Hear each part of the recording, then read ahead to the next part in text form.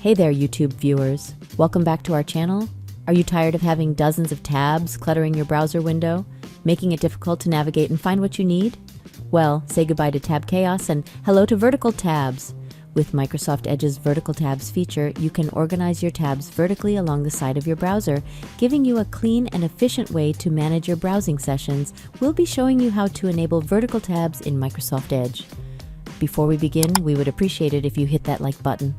Here's how to turn on vertical tabs in all Microsoft Edge windows in Settings. Open Microsoft Edge. Click on the Settings and More. 3 dots button. Click on Settings. Click on Appearance in the left pane. Under Customize toolbar, click on Turn on Show Vertical Tabs for all current browser windows. Thank you for tuning in. We hope you found this video informative. Don't forget to subscribe to our channel for more tech tips and tutorials.